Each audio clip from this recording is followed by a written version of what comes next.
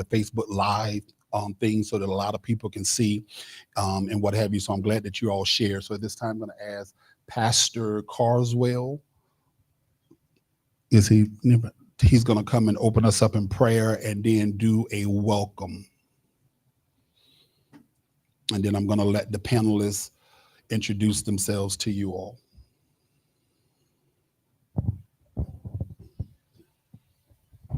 If we can bow for a word of prayer. God, we thank you for this moment. We thank you for this day. We thank you for this opportunity that we have to discuss how to continue to make our city better. Thank you for every individual that has joined in this place and joined online as well.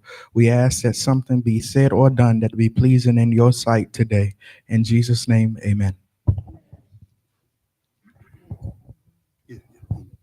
So, good evening, everyone. I want to welcome you all to the Prince of Peace Church. I've seen most of you all before here. Glad to have you back. As we often say on Sunday mornings, you are family now. The first time you're a friend, but you're all family now. There are restrooms in the back through this door right here. If you need to use the restrooms, there's also a live stream. If you go and look on Facebook, the Prince of Peace Church, or YouTube, the Prince of Peace Church, you'll see us live and you can share that. It's tonight's event. You can also go back throughout the week and also view that as well. We have a website, www.popcva.org. That also has our live streams and our Sunday services as well. So I was actually tasked with the welcome. So I hope you feel welcome. If you need anything, please let myself, Deacon O, or Sister Renee in the back, who is, of course, running around doing something. She is our church administrator, and we appreciate her, and she's helping in some form of regard. See any of us for anything you need. And also, I must say before we continue on is that we have a summer camp as we often do every summer in August. It is happening August 12th to the 16th, and it is $65 per child, 8 to 5 p.m. Registration will open June the 20th, and I will say that it fills up rather quickly. They get two meals, I believe, and a snack and field trips. Last time we had a reptile show in here and a couple of different other things. They take a field trip to Krispy Kreme and some bowling and everything else like that. I myself, that is a pastor of this church, was an alum of this Christian Camp Courageous Vacation Bible School. So I am excited, and I'm not only a benefactor, but an example of what this camp can do. Last year, we had enough donors that no child had to pay anything in order to come to our camp. And so we are looking for donors this year as well.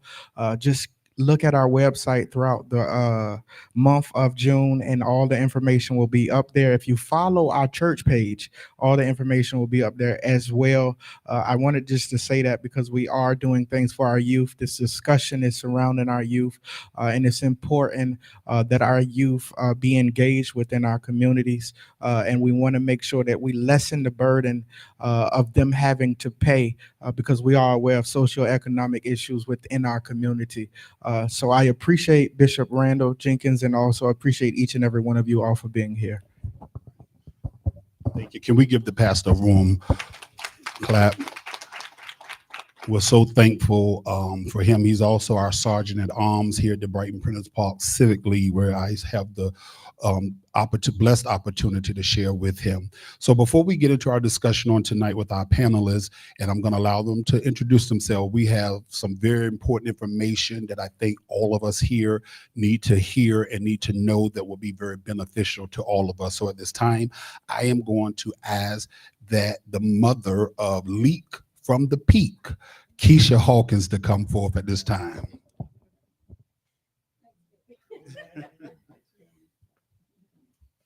Thank you.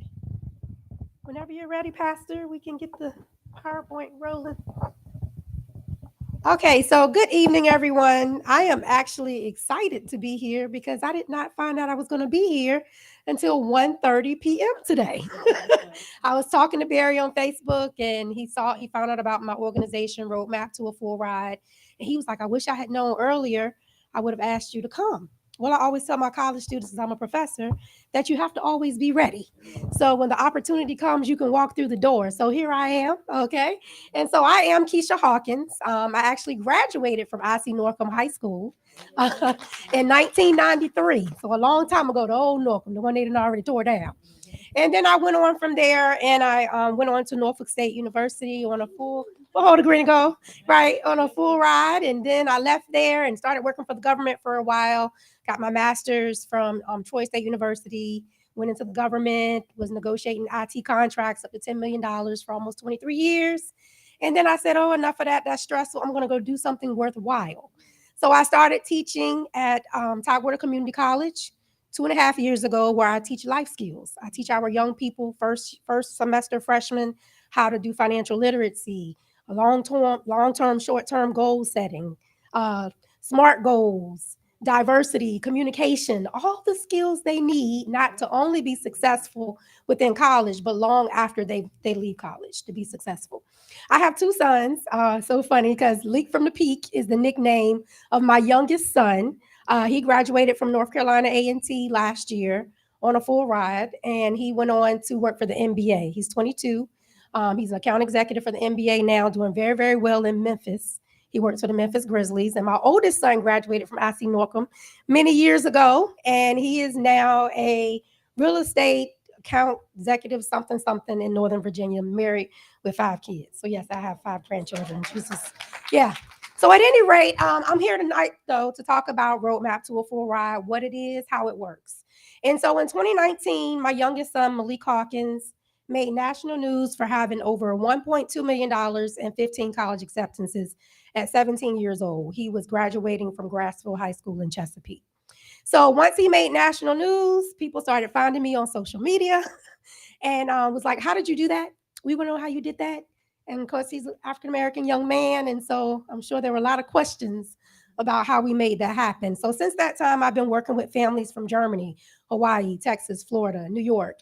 And so what I've attempted to do lately this year was to be more, I guess, trying to be more strategic about trying to reach more children at one time.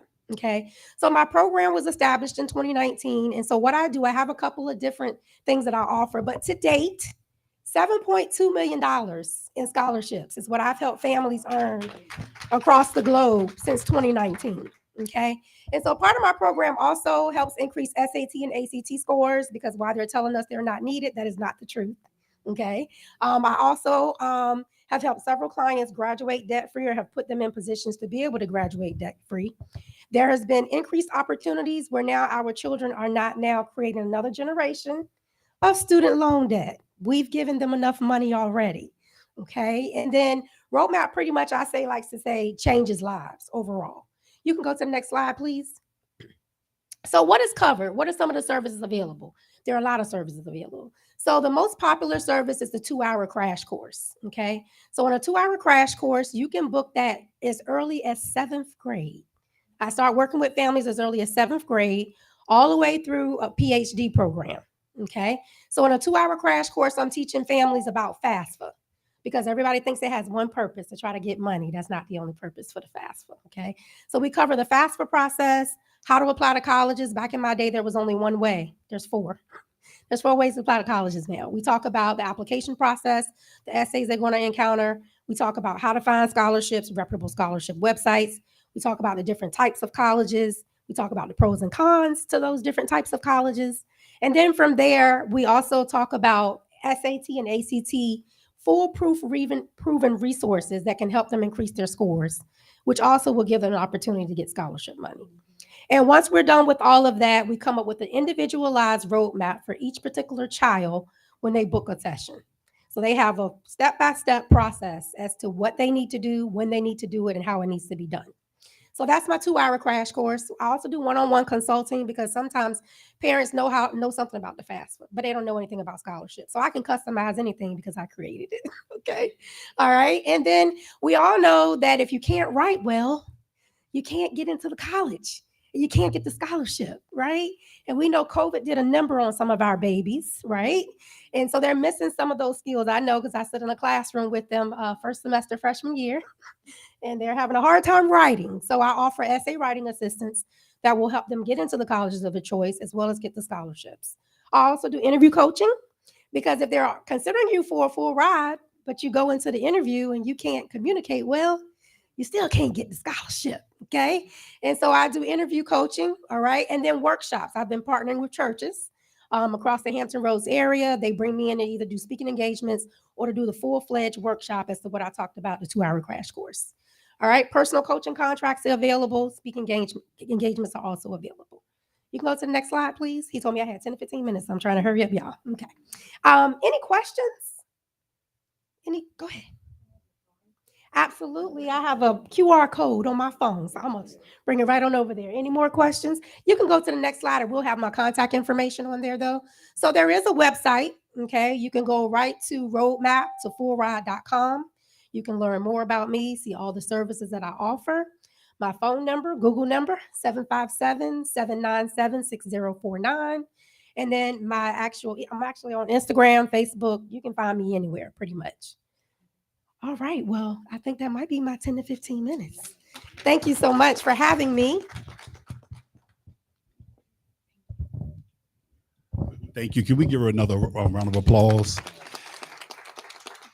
And the good thing about tonight, Ms. Keisha, is that our chairman of Parks and Recreation, I'm fortunate to serve with him as vice chair, but he's chairman of Parks and Recreation.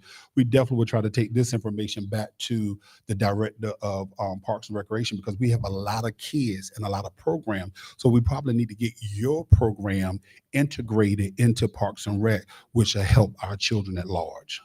Okay?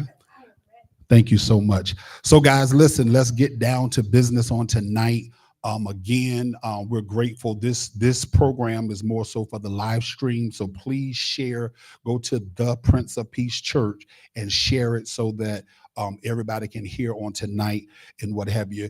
At this time, I'm going to allow these wonderful people to introduce themselves to you. They're only going to take 2 minutes just to introduce themselves to you, and then we're going to get right into it. Hello? Oh, yeah, we are. Okay, well, I don't need to stand okay, I'm good right here. So everybody may not know me, but I am Lisa Lucas Burke, Vice Mayor, City of Portsmouth. I'm a certified, verified candidate seeking the position of mayor this year. November 5th is the election. June 18th is the filing deadline for anybody else who may want to enter this race, but right now we don't know who that is. So it is me and an incumbent, the incumbent mayor. But I was born and raised in the city of Portsmouth, educated in Portsmouth public schools. And that's what's critical to this race, because people want someone who is here, who's homegrown, who understand the values and the missions and the concerns of our city. This is our city. We were born and raised here. I furthered my education at Norfolk State University, behold our green and gold, obtained 2 degrees from that institution before taking on professional employment with the city of Portsmouth in the IT department. So I learned municipal government at an early age, as actually as an employee of the city. So that's the best way to learn municipal government, as an employee. I left the city after 13 years and started working with my family business, partnering with my mother and my sister. So I learned entrepreneurship at an early age. Been in business for 25 years, so I understand the concerns of minority businesses, small women-owned businesses, and what the impact that they bring on our community. Served on the Portsmouth Economic Development Authority for 6 years before being chair, and seeing so many things come up in other cities around us except for Portsmouth.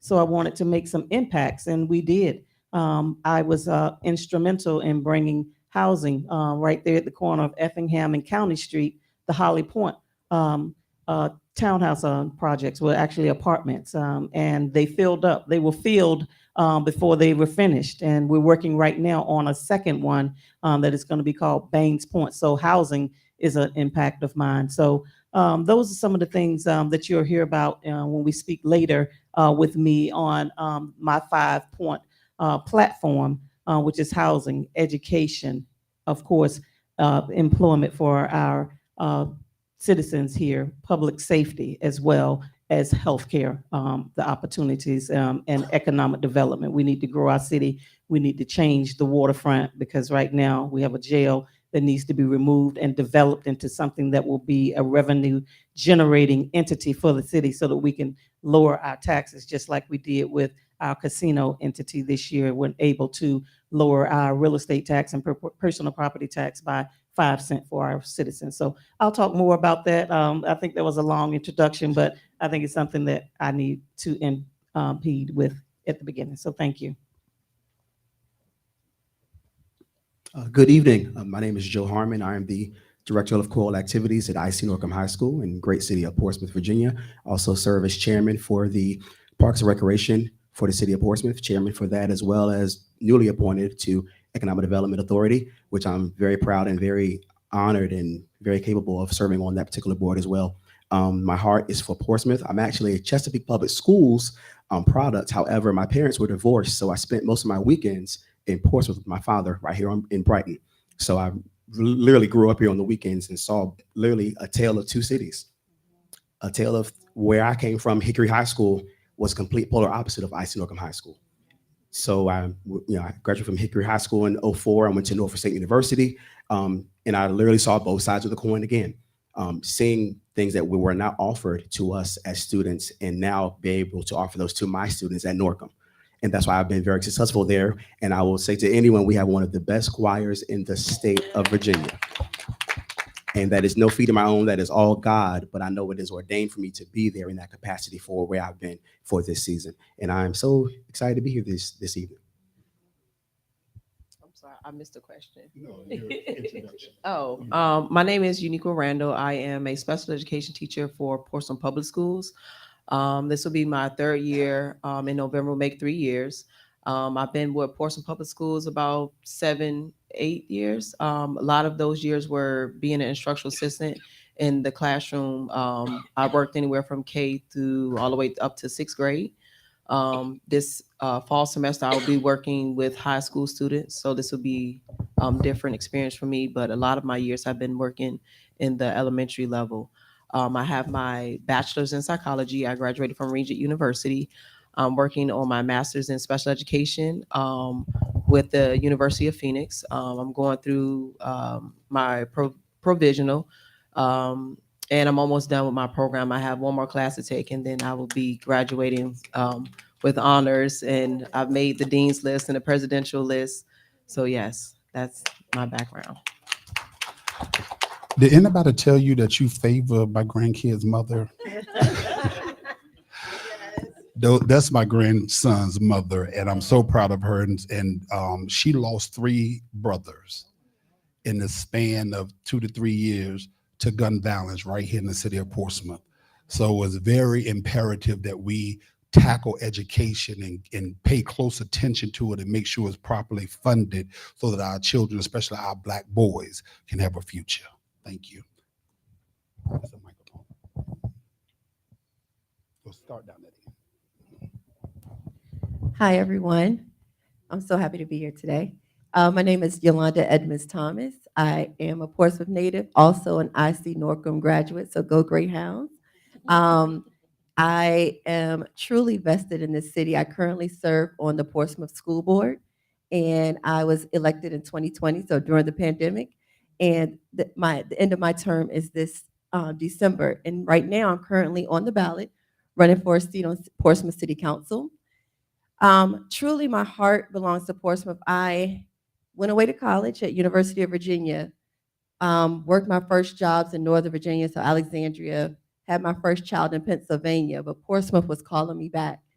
So I chose to move back to Portsmouth to raise my then newborn, and also establish myself, buy a home here, invest in the city here, and enroll my children in the public schools here. And I like what our choir director, Mr. Harmon, said about seeing the two tales. And that's what really drove me initially to run for Portsmouth School Board, seeing what was offered to students in Northern Virginia and Pennsylvania and knowing how much better we could make the offerings here in Portsmouth schools. And since being on the school board in 2020, I am bringing forth, or we're bringing forth, because nothing happens with one vote. We're bringing forth a new program, dual language immersion, which is going to be offered to students this coming school year, 2024-25. So our elementary school students starting in, I think, kindergarten or first grade will have the opportunity to be fully fluent in a second language before they leave elementary school. So I'm really proud of to be able to do that within my first term. We've also expanded. CTE is a passion of mine. I'm a chemical engineer by trade, and we've expanded our CTE offerings. And I have to just say this one highlight. Today we had our CTE signing day. So if you're familiar with like the athletics sports signing day, we do the same thing for our students that have completed their CTE, career technical education. Some people called it VOTEC back in the day. So our students that have job offers because they've completed industry certifications, they've signed up to go in the Army. We have had a few students that are going to work at the Norfolk Naval Shipyard. Two students that are going to Huntington Ingalls Shipyard, going into early childhood education at some of our daycares. We had a dental assistant hired today.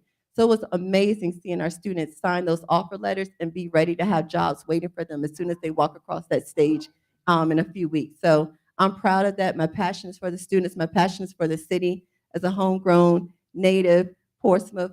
And I'm so happy my dad is in the audience right there. So shout out to him, and thank you so much, Barry, for being here today.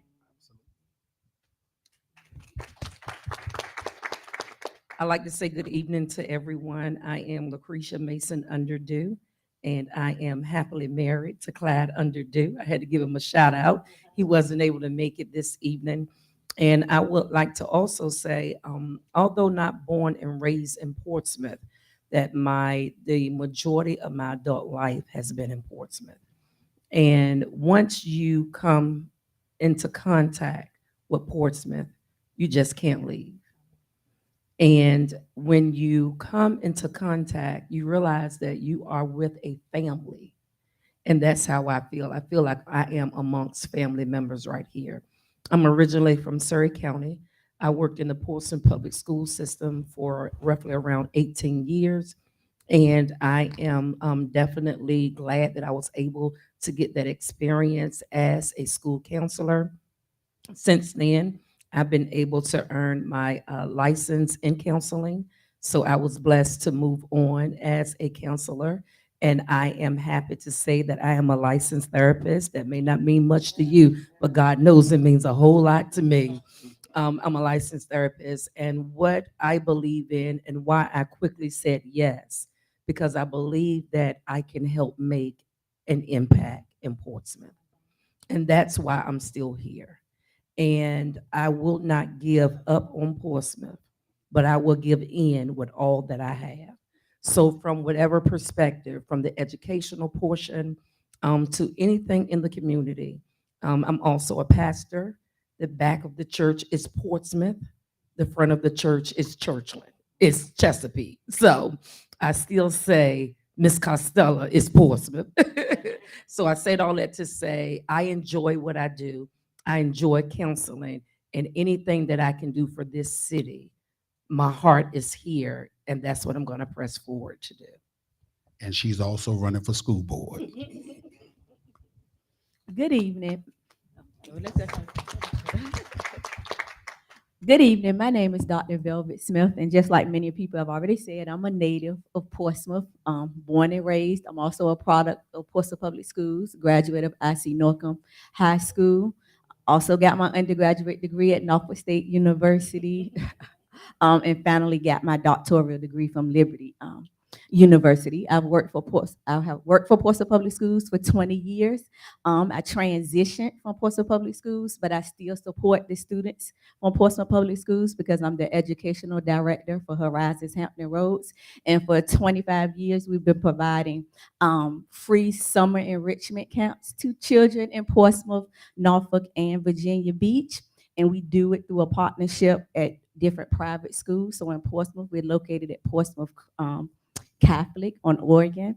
And we provide those enrichment camps for kids from K through 8. And it's very good because this year, because I have a relationship with working with Portsmouth, we are fully staffed with all of the kids. We have a waiting list of 100 and something more children. So if we had more capacity to do that. So my passion has always been to be for children what I wanted for me. When I went to school, I had those teachers that were there and supported me and made me want to be a teacher. It never was my ultimate goal, but I did become a teacher, and I feel like that's what we're here to do, to continue to be that goal and that light and that beacon for children. So good afternoon. My name is Dr. Jacqueline Walker, and I have the combo up here of being an IC Norcom graduate and a Norfolk State University graduate, like many of the other panelists up here as well. I am from Portsmouth. I'm born and raised in Portsmouth, from Cavalier Manor to be exact. And I have been in education for 21 years. 11 of those years were spent in the Portsmouth public school system. However, I did move away and I worked in DC and Maryland. But when I came back, kind of similar to what Yolanda stated, I saw a new perspective of what Portsmouth needed from working in the schools in Washington, D.C., and also in Silver Spring, Maryland. With saying that, I am a candidate for school board, a certified candidate for school board for the November 5th election. And my passion is special education, which now when we talk about special education, we take it a step further. It's called neurodiversity, because in all actuality, everybody learns different. So neurodiversity basically means that our brains are different. And that's why I am always a champion for anyone that needs differentiation of instruction, anyone that needs that extra support in order to be able to learn. And then my second passion is incarceration. I am the executive director and founder of the Mann Foundation. We have been in existence since 2015. Dr. Smith is the chair, but Ms. Thomas is also on the board, but we work with all families that are impacted by incarceration. In 2019, we had the Boss Authors and Book Club. And I'm going to briefly speak about that because it was such an impactful program for students of incarcerated parents. So what it was is that we received a grant in Portsmouth Public Schools, and we built a book and authors club at Brighton Elementary School. And at the beginning, the students didn't want to even talk about that they had an incarcerated parent. It was like, well, I don't even know anything about that. But as the program, a year-long program progressed, they were so happy to talk about their experiences, because you may or may not know, but having an incarcerated parent is what we consider an ACE, which is a part of trauma. So in order to help those students to be able to express their feelings through social and emotional, and then they also had the opportunity to write a book. So when we had the data to come back and stats on that, not only did it improve their academics, but it also reduced their behavior infractions as well. So I will always be a champion for those that need special education services and those that are impacted by incarceration.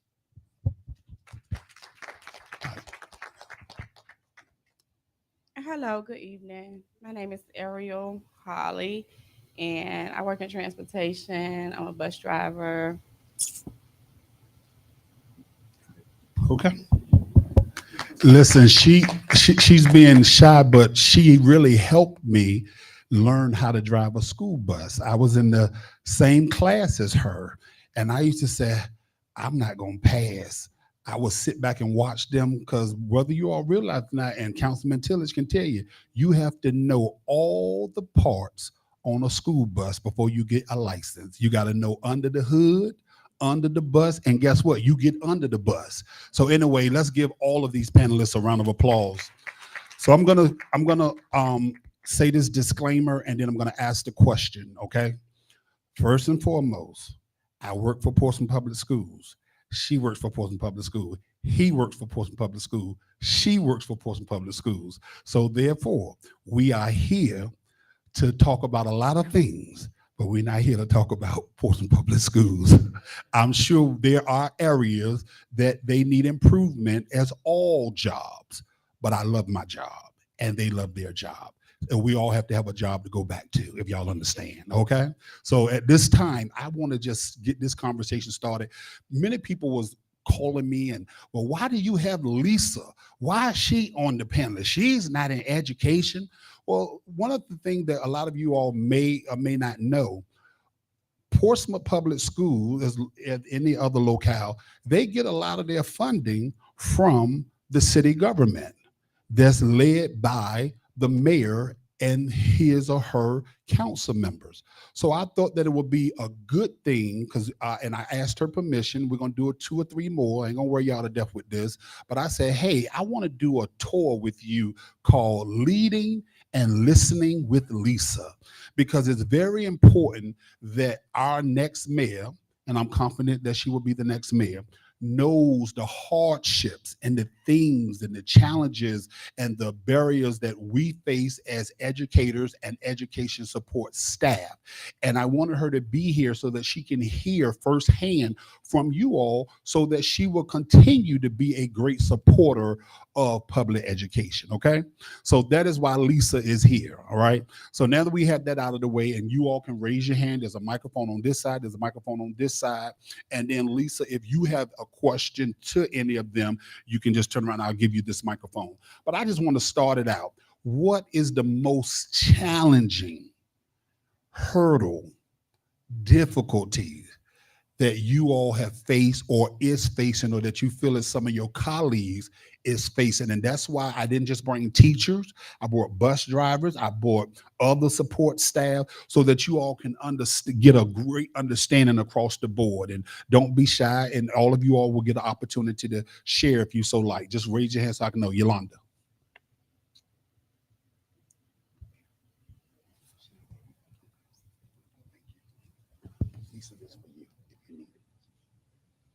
Okay, so I am not a teacher or not a staff member.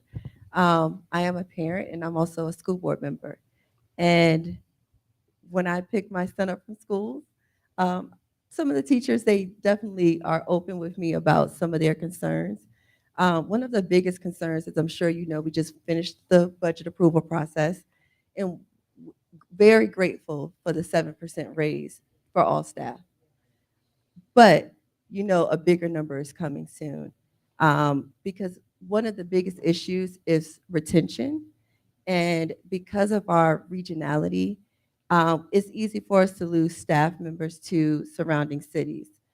Money isn't everything, but it's a big part. So I know we have other areas to improve on across education, but one of our biggest needs in the future, and I'm only speaking for me from what I hear, not for the board, is the need to make sure we get our teachers to the right pay step.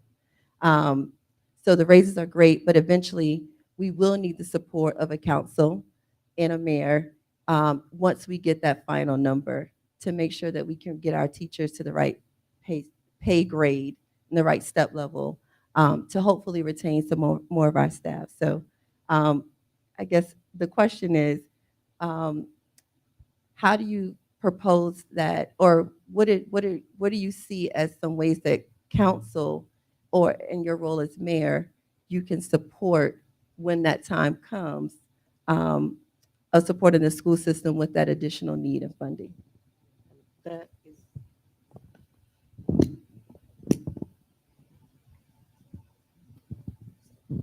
So that's the excellent question of the year always. And being on the council for the past 8 years, I've always been a supporter of the schools and in the education. This year, we were there it goes. We were able to do something different with above and beyond what we've done in the past, because we brought on a casino, and our casino made $250 million in 11 months, because it opened in February. Well, the portion of that came back to the city was $16 million, and $15 million went to the schools. And we are proud to be able to do that, because we know that our students are our future, and we must invest in them now. And inside of that, of course, you were at the meeting. Once a year, we have a meeting with our city council members and our school board joint meeting. and we look at the superintendent's estimate of needs. And one of the things that was in his estimate of needs was a step increase, and that is part of the funding that was included in that budget allocation to the schools, because we are losing good teachers to our surrounding cities, because Virginia Beach is 4 times our size and 3 times the budget amount. So they can offer our students who come, our teachers who come here and get all of the foundational needs that they need to be good teachers, but they go someplace else for the funding. So we're hoping that step increase will be a start to you all realizing what you need to do to get those seasoned educators to the right steps so that they don't leave. And so we're hoping that I and the council members that will come on, I hope that you will join me on the council. I see Councilman Vernon Tillage here as well. Thank you for coming out tonight as well. That we will build a council who will be sensitive to the needs of our school system. Because we even had a situation this year where it almost didn't go through. And our mayor, maybe he didn't understand, but he was saying that it's in there. And we knew that wasn't in there. I know that the amount that you asked for was 15, and I only saw 12. So $3 million was missing from someplace. So we went around Robin, and we brought in Mr. Fawkes, and we brought in Dr. Bracy, and it turns out that the money was not there. But we stood strong. The majority of councils, those of us who knew that you needed the full $15 million to add to the $78 million that we had given to make your budget. So I will always be an advocate, supporter of our schools, and to include our teachers, because they need it, and we need to retain and recruit more if we can. And listen, guys, you can ask our vice mayor a question, or you can just share a statement, because she needs to hear the frustration and the challenge. Dr. Marie Shepherd would always get on me when I worked for her about never saying bad, say challenges. So the challenges that we have. So I'm going to ask Ariel to share with us the challenges you have as a bus driver when it comes down to the children and the parent, that we can grow the conversation from there, because our vice mayor needs to hear this. And driving a bus with no AC. Well, it was a hot one today, so that's definitely a challenge, especially when you're trying to, I guess, do your job. Is a challenge, but when you talk about the children, my biggest challenges is watching the kids go without. When I say without in the home. And so when they get on the bus, it is 7, 8 o'clock in the morning, and kids need hygiene. Kids can't focus in schools. Kids get picked on and bullied. Kids walk past teachers with shoes untied. Shoes look like they just walked through mud. It's heartbreaking. It is it's sad to see, because those children are walking past educators. They're walking past people who may not have those same challenges as them. And to stop so many kids to hand out, I've handed out tennis shoes, clothes. I've handed out so much stuff. And today I looked at my husband. I said, well, baby, I said, I can make a difference when it comes to clothes, shoes. I did kids' hair. I have cried with them. I didn't want to get emotional. I have cried with them. I have cried with parents. I have cried with teachers. I've cried with principals. And so it's heartbreaking, because I've seen other cities find solutions, so much as to bring in those hygiene products that those kids need, certain shoes or clothes. That stuff make a big difference, because now they can focus, now they can learn, now they're not getting picked on, and the parents don't always have it. And I see a big difference. Kid come in one day and they don't have certain clothes or shoes or their hair is a mess, and they ask Miss Holly, could you please help me? And I say, baby, we're gonna see what we can do, because I got girls too. And it's not just girls, it's boys too. But also, once I help them, I see the joy in their eyes. I see sometimes they're crying, and I can't do nothing but cry with them, because how can they focus? I see that I've made a difference. I see that they feel better. I see that I have made their day. In class, their teacher like, oh, this is the best the best day that they've had all week. And I'm like, wow. So I do that on a daily basis. I get other teachers involved, like, hey, this student needs shoes. Do you think that we can get together and get this student some shoes, or whatever the case may be? And it doesn't really have to be that. It can be, I guess I've heard or seen on the news where other cities have brought in, like I said, those hygiene deodorant, toothbrush, whatever. So a child is able to go in, get a t-shirt, get deodorant, freshen up, and focus in class and not be bullied. Kids come to school strong at 8 o'clock in the morning. They don't even want to sit with the other kids. And it's heartbreaking, because I'm saying, how do you, as much as you help, how do you let somebody know that you want to help without offending them? So that is a big, and when I say it's not just elementary, it's high school. It's high school. And they'll come and they'll say, Miss Holly, I don't know if I should go to work and help feed my siblings, or go to school and get my education. And it just brings me to tears, because that right there is a challenge that a child should not have to face. These are challenges that are brought before the funding for teachers to get paid. Kids have to want to learn. They have to want to be in class. So there's bigger issues before they even cross that step. And we can make a big difference by supplying those needs of those children when they first walk in the door. And that's something small, but it's grand, because it makes a difference, and they're allowed to learn, and it eliminates behavior issues, and it makes teachers want to stay even if they aren't getting what they deserve, because now they're able to teach. Now those kids aren't being bullied. Now they can sit down and feel comfortable, because they have on a decent pair of shoes. But as teachers and um, different administration in the school who are able to help, but they don't know how, or they don't want to say anything. They don't want to step on toes. But when I say, listen, I'll tell them it's from me. We have to get together and help these children out. And once they do, they're like, yeah, they are a whole different child when they come in this school. So it starts with hygiene.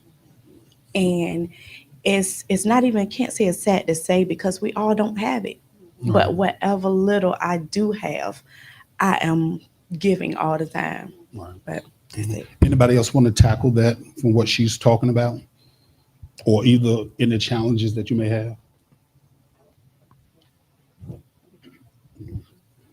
And get it down. There you I just want to say first, thank you for speaking so Yeah. passionately about the children. And you are spot on with just, I think Dr. Walker, sorry, has spoken to me before about like meeting the needs. She has, Mhm. she can speak more to this because it's her lane, but Mhm. you can't really have a child learn unless their basic needs are met. And me and the vice mayor have spoken before about poverty in our Mhm. city and how poverty impacts crime, poverty impacts education. And so keep doing what you're doing, but in sounding the alarm about what we need more of. And something that I just wanted to add that you made me think of when you said you see in other cities, there's a program in Atlanta Public Schools. You probably know what I'm talking about.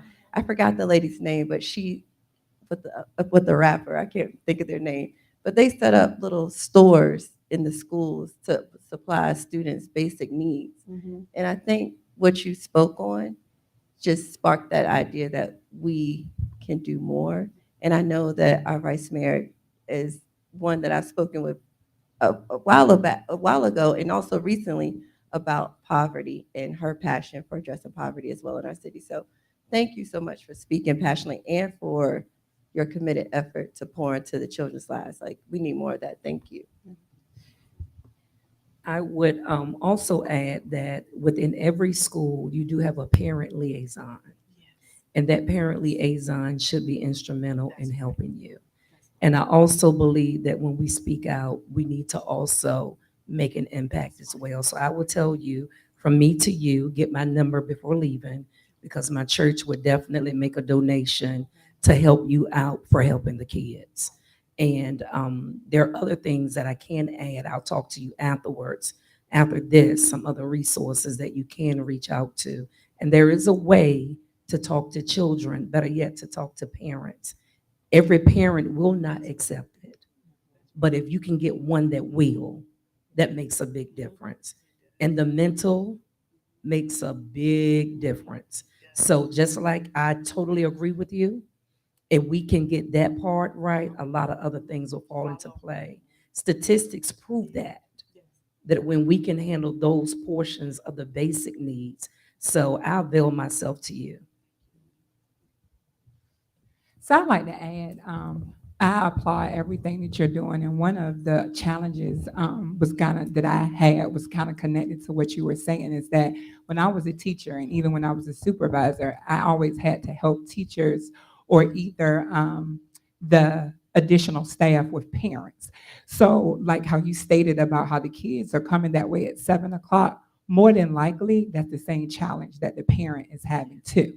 So I always, like you, was trying to help, and I wanted to make sure that I made a difference, because what it is, like what Yolanda was talking about, is that they say that it's Maslow before Marzano. So what that basically means is just that if your hierarchy of needs aren't met, how are you going to learn? If I haven't had breakfast, that's why if you see when we do SOL testing, you'll see every single school is going to make sure that every student eats breakfast, and they've had this whole checklist of things, but we're not doing that on a daily basis. So if we're not doing those Maslow pieces on a daily basis, how are we going to ensure that Marzano, those strategies are taking place? But what I do want to add to what you say is that we also have to meet parents where they are. And I know that we do have parent liaisons, but sometimes you may have to shift that focus, and some of the activities that may be planned or some of the ideas or initiatives that are planned may not meet the needs of the parents. So if even though our students go to school mostly in neighborhoods, we still have some people that's buses. We may need to set up a tent in that neighborhood. We may need to set up, knock on doors. I'm a grassroots type person. Like, as I stated before, like I work with children of incarcerated parents, and Dr. Smith and I, we teach in the jail every week. So we go to those houses of those our guys that are incarcerated. If they need us to go to where they say, go check on my baby mama and my kids, that's what we're going to do. So I can't do that from standing in a classroom. I have to physically go out there and do that. So I definitely applaud you on all your efforts. And like Minister Underdew says, if there's some kids that you know of that are within that incarceration phase, then our organization can also help to get those, get them some resources as well. All right. Anybody else want to add to this before we go on? I just want to add Oh, one thing. You touched on the right things with partnerships with the churches, but there are also public service sororities and fraternities out there that will give to those needs as well. And every year we get stuck in a rut. We get the same backpacks. Everybody is the backpacks. It's the backpacks because we don't know what else the needs are. So I'm glad that we're having this conversation so that we know that we need to focus on some of the hygiene products and some of the maybe some shoes, or maybe it's just some jackets, because we do coat drives and everything too. So it's just going to be educating our community on how our partnerships can be stronger in working with our schools, and maybe just like you say, set up a clothes closet, and it's so the dignity is not erased or highlighted. You know, if somebody needs it, then you go there before you go to school and you get what you need, and it just makes it available, and that way everybody feels empowered by the opportunity to have those resources. Like knocking down those those challenges for those students is really like a domino effect. So what happens is you knock down those challenges when it comes to hygiene and allowing those kids to have a better day. Then a better day for the kids mean a better day for the teacher.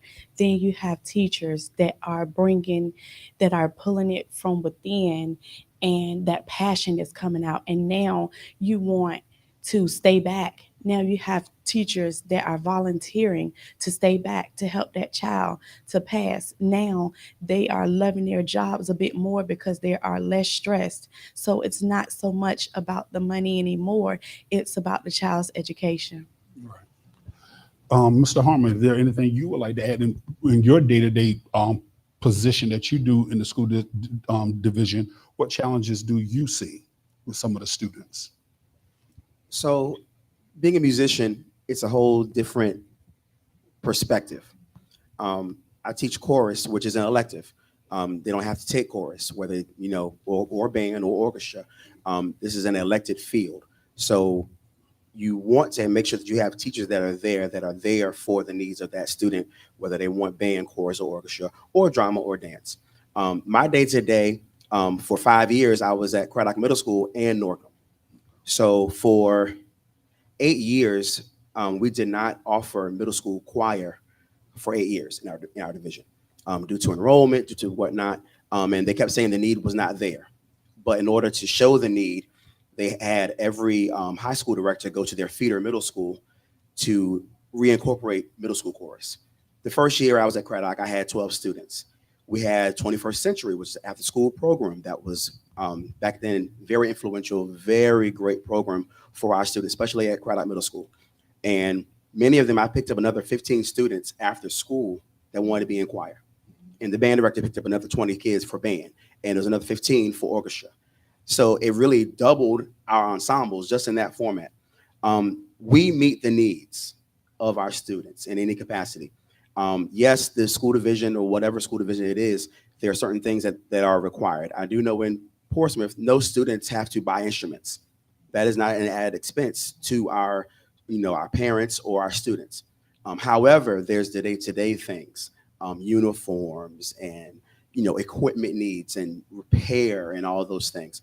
When I first got to Norcom, we did not have a formal uniform. We only had robes. And traditionally, robes are great, but in today's standards of choral music, the typical dress or tuxedo is the standard concert attire. We still have the robes, and I use them for graduation or big events, but this uniform we did not have. And if we had it, it was only like you had it, you bought your dress because your mom bought your dress, you bought yours. And when you have that, you get all these different variations, and it's not a uniform. And when students look great, even if they sound great, once they look great, then they feel empowered. So the very first thing we did was had a huge fundraiser, and that's why I love Portsmouth. It's very unique from other cities because the sense of community. I feel like I can really, literally reach out to any pastor in our community and say, listen, I need this, and we don't quite have it. But I believe in making our fruits work for ourselves. I'm not one that would do a popcorn fundraiser. That's not my thing. I don't do donut sales. Not knocking that, but that's not my thing. I am a choral director. I teach music. You're going to make your fruits work for you. We're going to put on a concert for this church.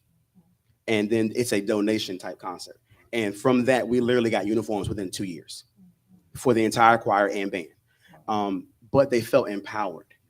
And it starts from empowerment.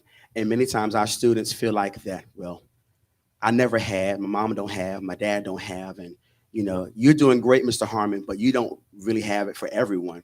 You can't do it by yourself. That's where it takes the community to really step in and meet the needs and not to be quiet about it. Like you coming up and saying this and you helping in just your small sphere, your small community, get the word out because we're all dealing with the same concepts. It's just a different format, different community. And not to really, sometimes we get into these places where we feel like, well, this community may have more than this. Just because poverty is not simply based upon subsidized housing. It is not based on that. It is based on if you have or not, or if you don't meet the criteria for that and you still are struggling.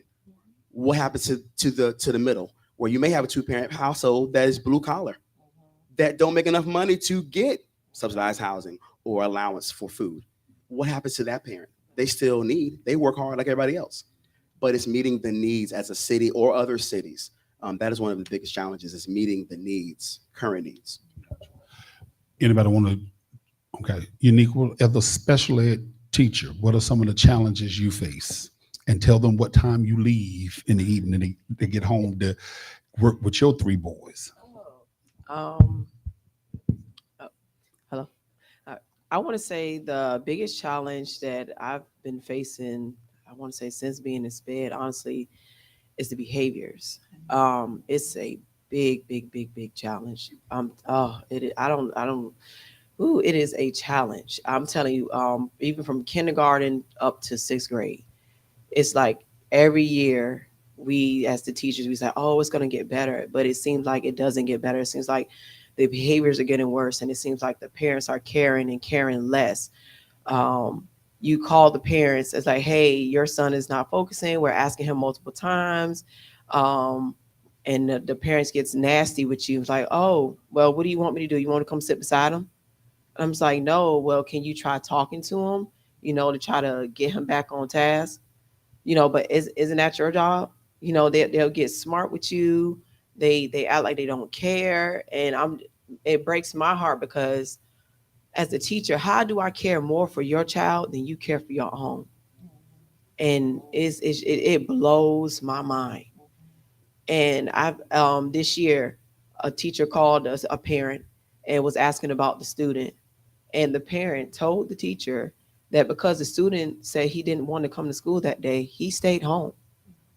When do your child start running things? When I'm confused that when parents stop being parents and letting the children take hold of everything. And then it seems like a lot of times in the school system, we as teachers, we get overlooked by the issues and stuff that we bring up, and they take the parent side over the teachers. And then you feel like you have no support. And then that's another thing. And then you stress because they put all these demands and they want you to meet these deadlines and stuff.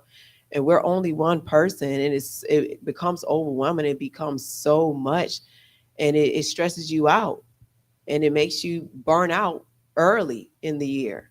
So a lot of the teachers this year have faced burnout. A lot of them talking about not coming back, not wanting to come back, because number one, the behaviors too. But I understand what she was saying, where it comes from home, and maybe these kids don't have and stuff like that. Maybe this is why they're bringing the behaviors in school.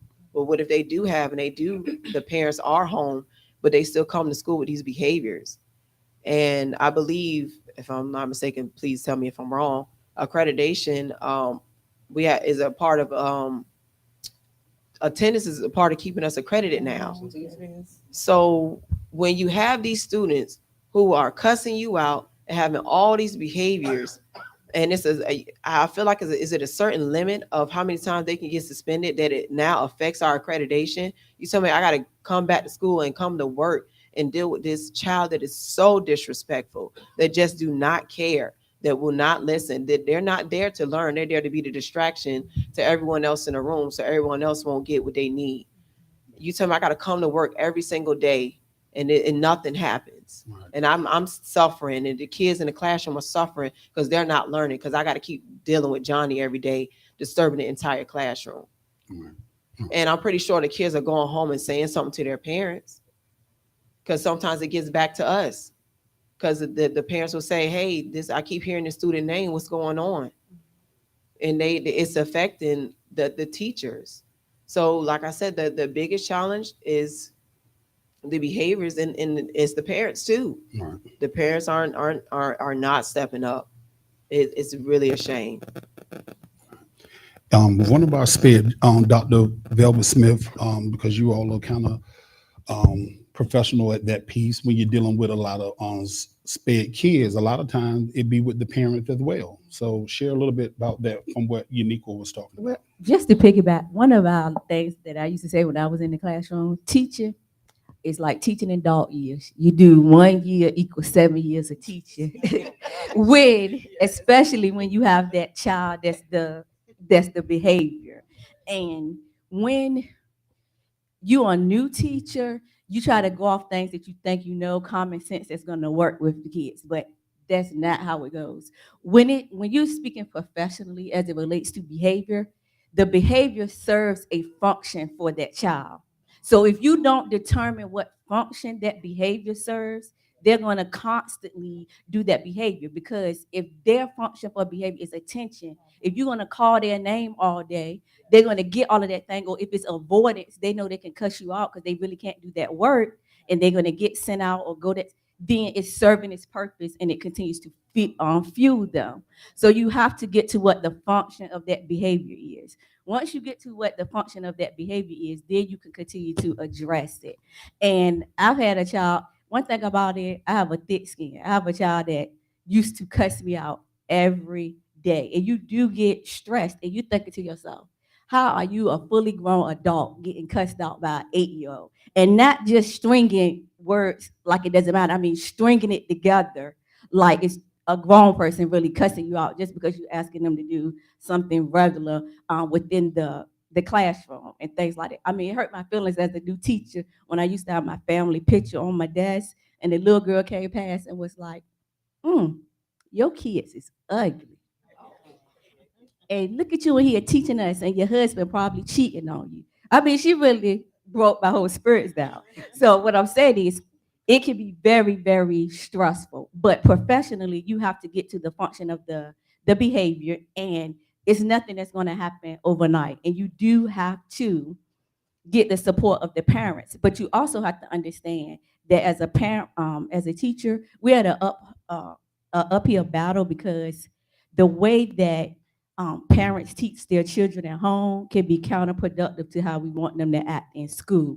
And then you have to understand, when you're thinking about a child, am I going to listen to and follow down behind what's in my home, or I'm going to listen to and follow down behind my teacher? And sometimes it can be a struggle, because at home, if the way we handle disagreements and arguments is that I put my hands on you, then that's what I'm going to do when I'm in the classroom, because that's what I do if it's not about communication. So it's about teaching them new skills, but also kind of honoring the fact that it may be a little different.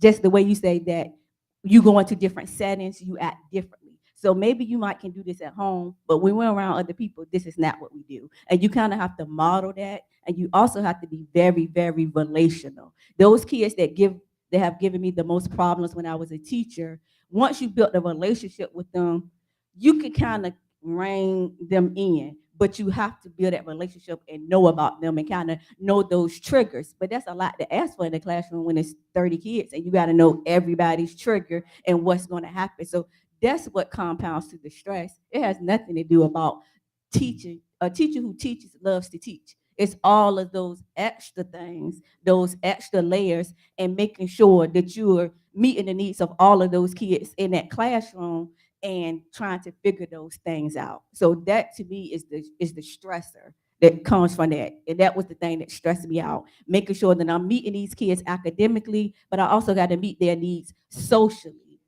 And you really educating the whole child. If you really being a good teacher, you educating the whole child. So how am I meeting and balancing everybody's needs as well as keeping my own sanity?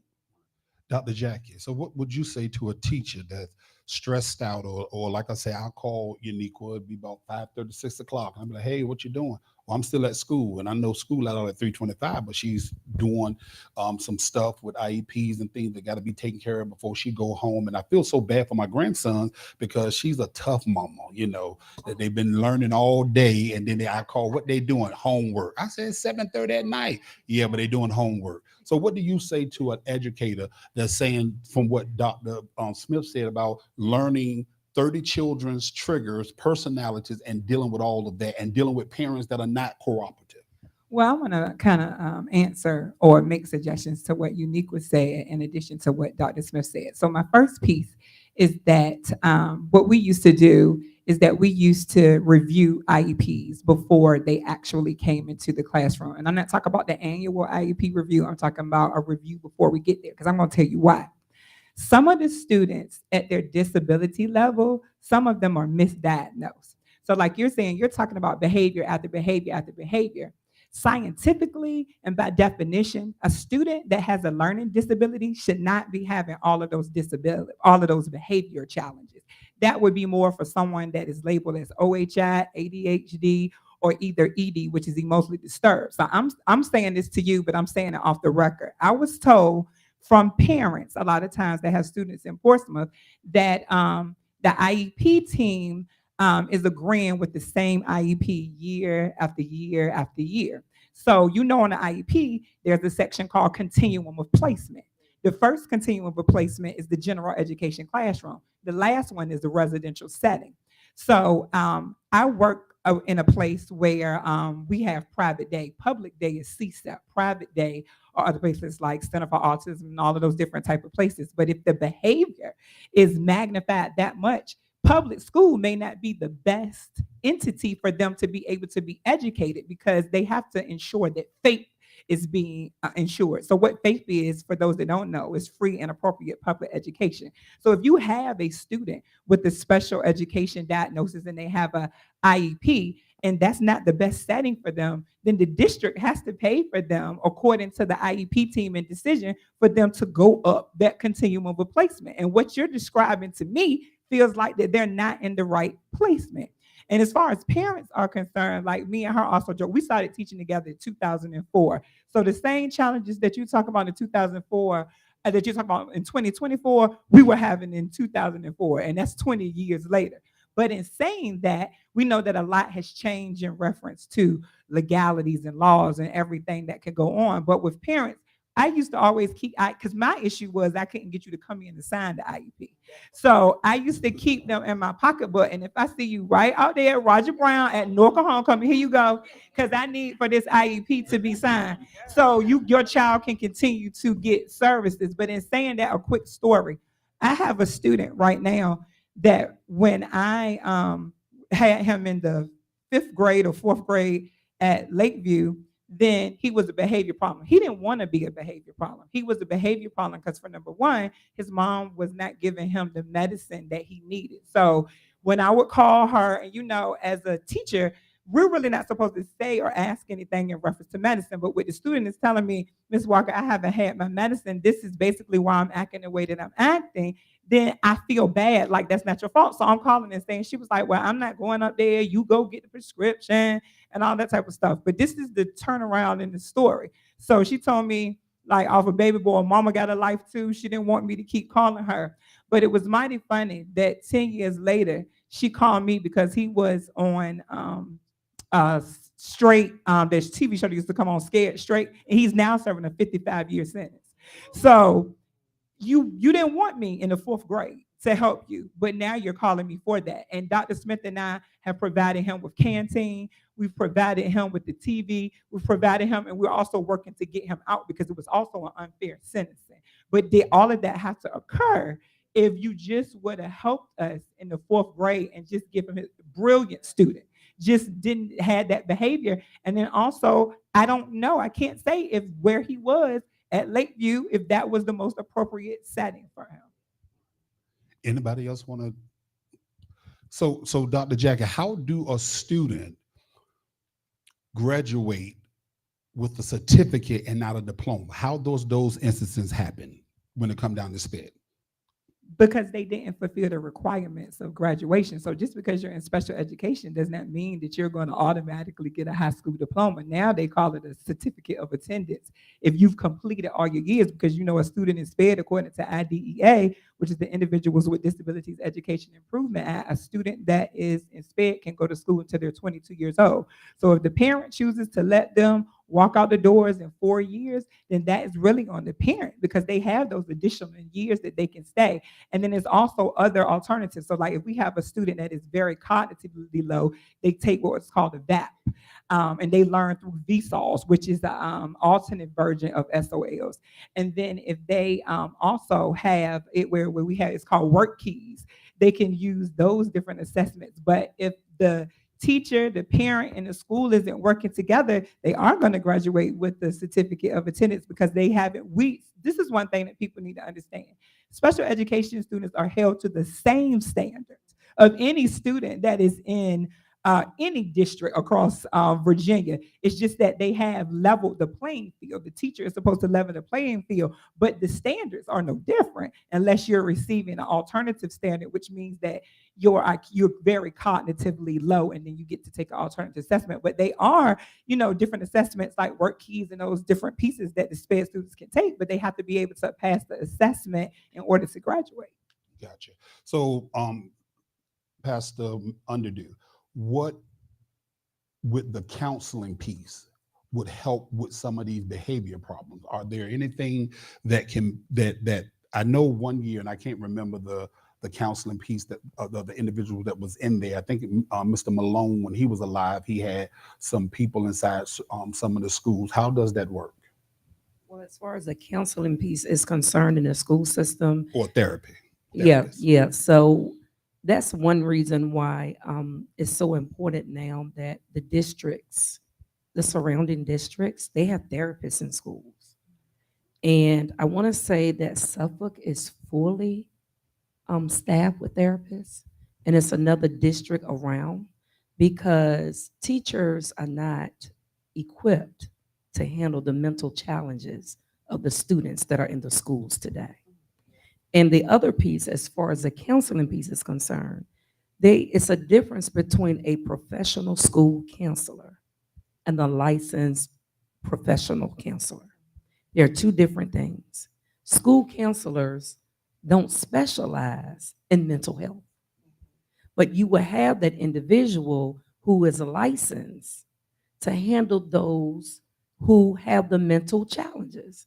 So when I was aware that schools were going to receive therapists, that was a big plus. You want to know why? Because every day you're dealing with some type of mental health in the school system. And the school counselors are not equipped. The teachers are not equipped. The administrators are not equipped. But you have to call on those who are equipped to serve these students. So I would say that Portsmouth is in the direction of getting the therapists in the schools. And I want to say that I know of maybe one that is actually in the school. But I will say, and I think the city had something to do with having having therapists in the schools.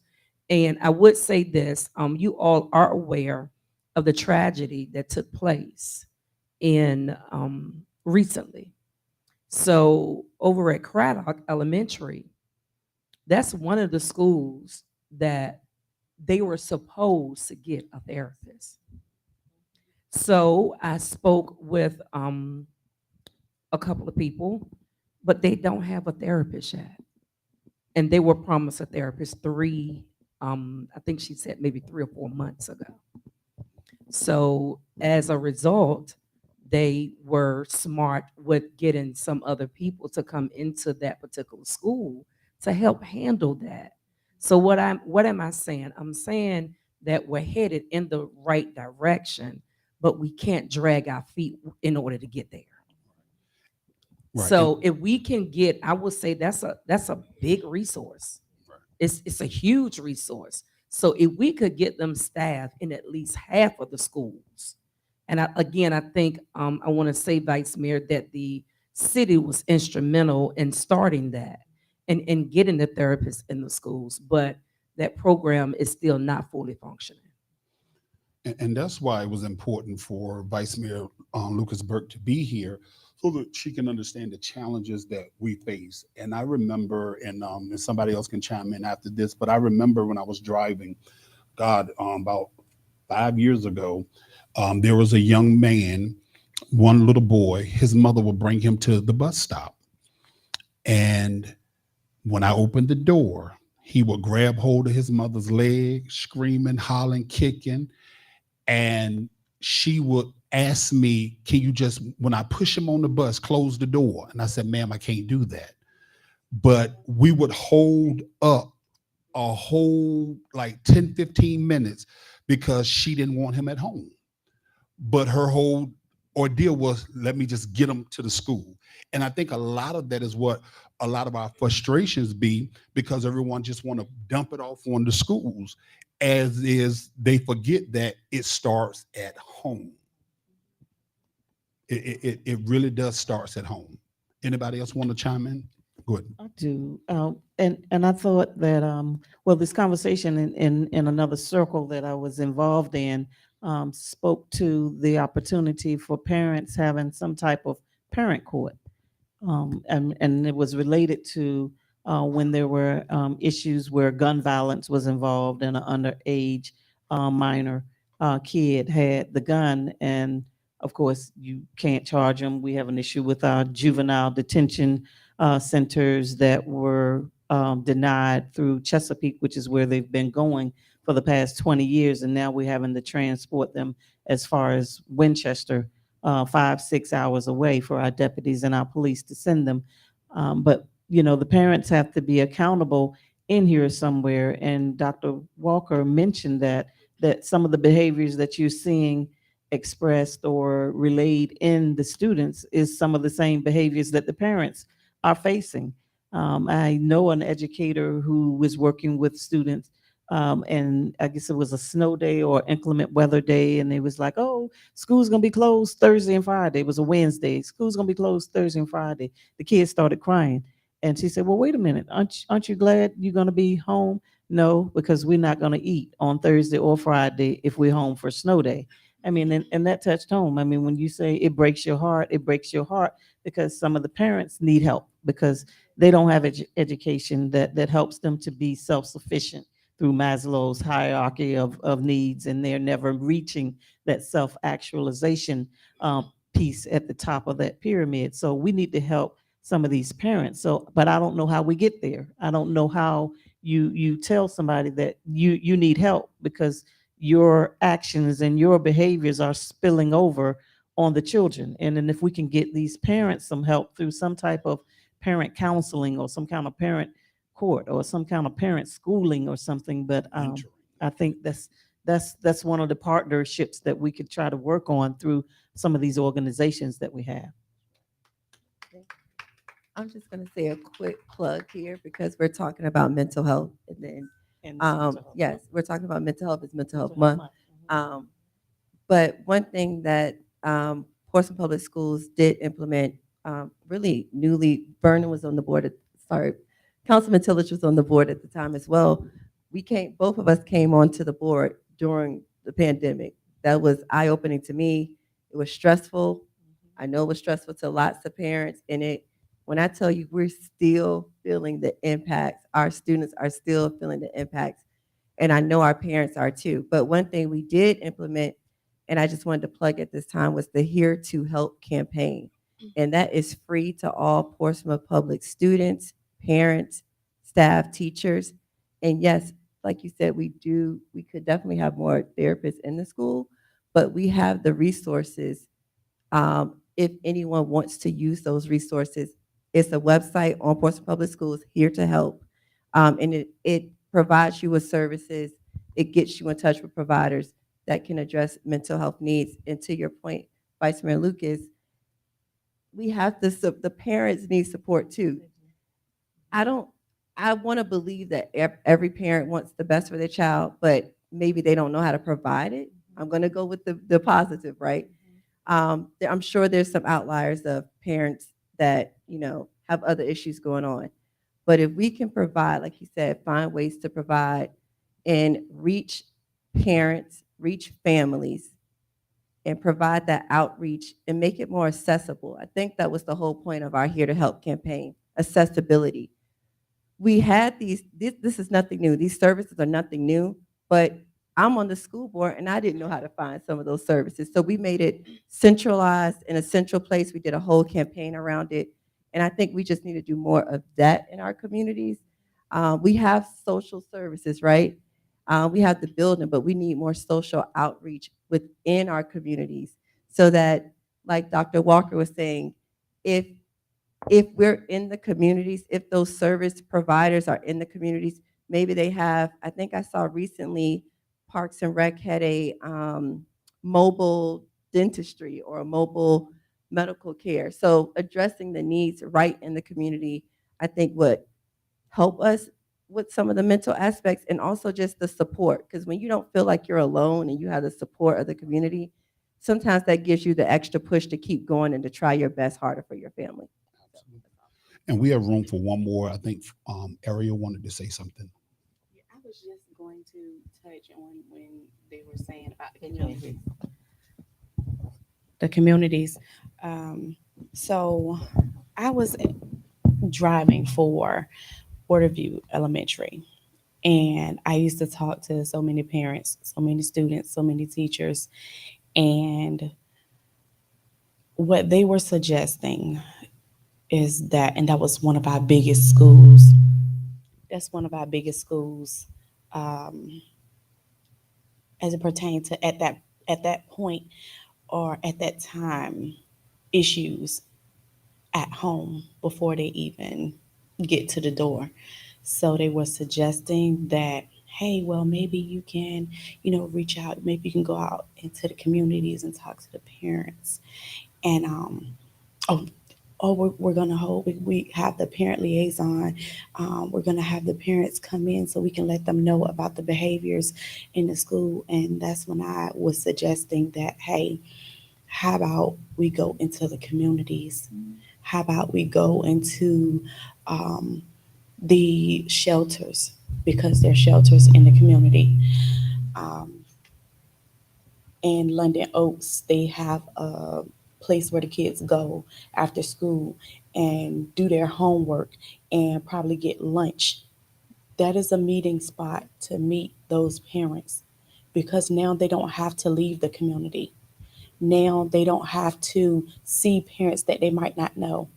And to be honest, you don't know what communities are getting along, because nowadays there's so many gangs and there's so much violence that you're not sure which parents are going to be able to be in the same room.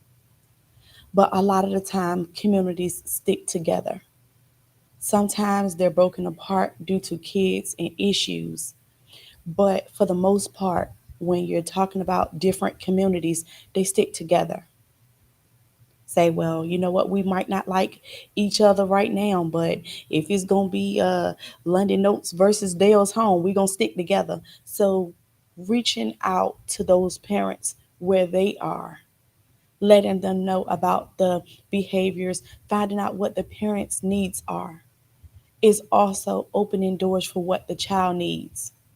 So once you find out what they need in the homes, you can find out how to provide those needs at the school. So once those needs are provided, then you have less of the issues, less of the behaviors.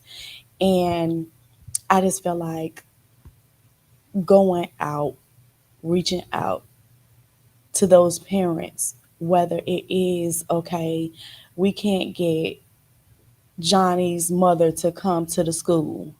Let's go to Johnny's mother.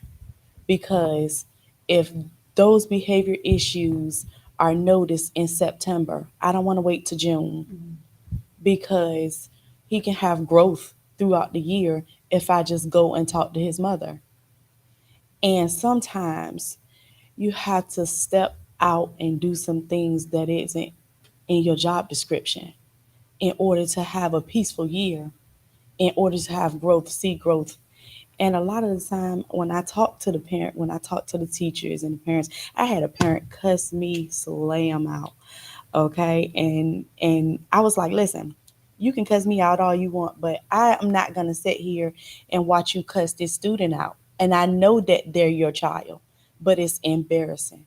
Once I pulled that parent to the side, and this is one grown woman to the next. She's just as grown as I am, and these are her kids. Once I pulled her to the side, she shed tears. She thanked me, and that was one of my best parents' students. From then on, she was like, well, my child ain't riding nobody bus but yours. So where you going? Because wherever you going, I know they're going to be good on your bus. And I had a lot of parents like that. Once they see that you care, once you reach out to where they are, it's like I say, listen, I'm not scared to go on London Notes. I'm not scared to knock on the door. I'm not scared to talk to this parent.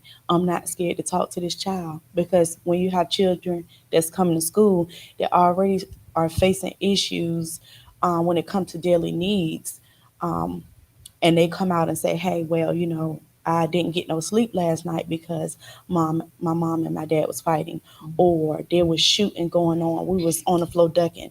It's just a lot of stuff that kids should not have to worry about.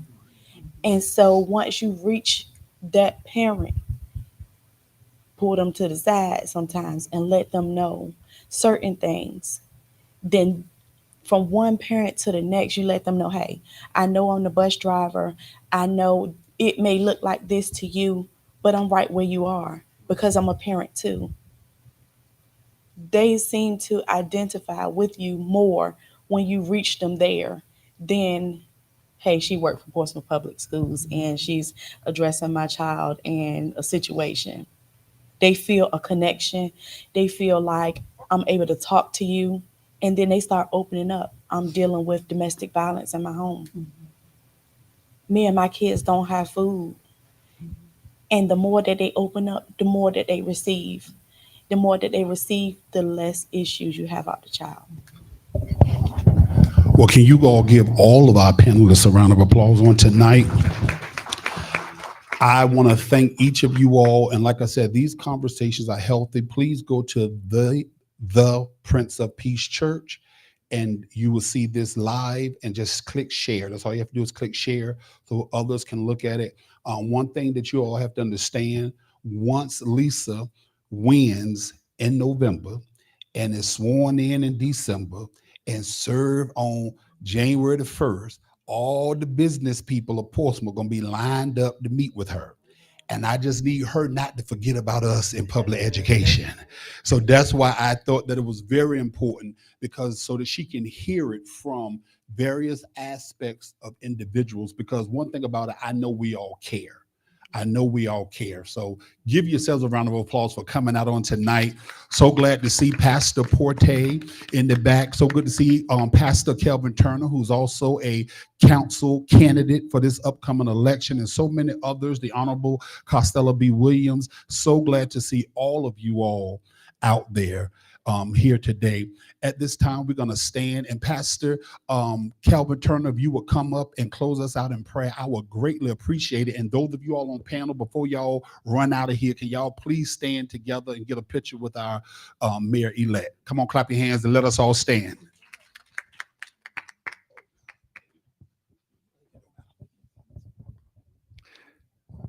Thank you to the People's Pastor, Barry Rando, and to each of our candidates. Can we just give them another round of applause?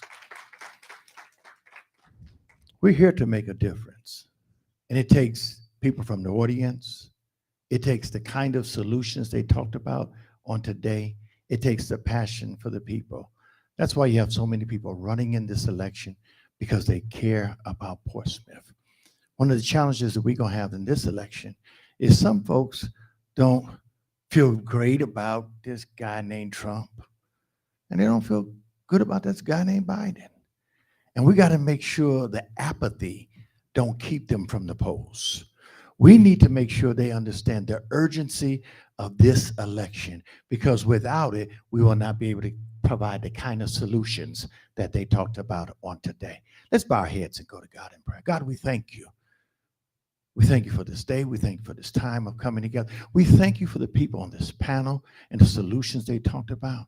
We thank you for the people that's on their heart, that's on their mind, that's on their spirit, and how they're willing to give up their time, talent, and treasures to make a difference in this city.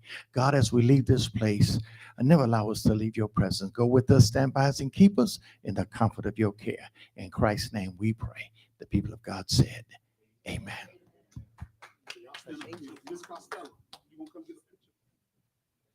Let me shake hands. Miss Keisha Hawkins, come on up here and get in this picture.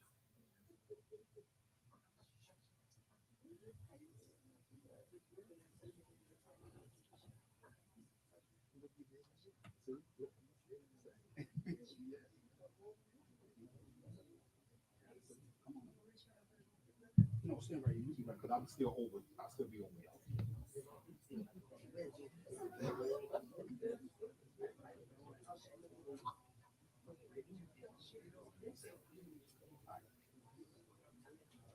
You can hold your back a second.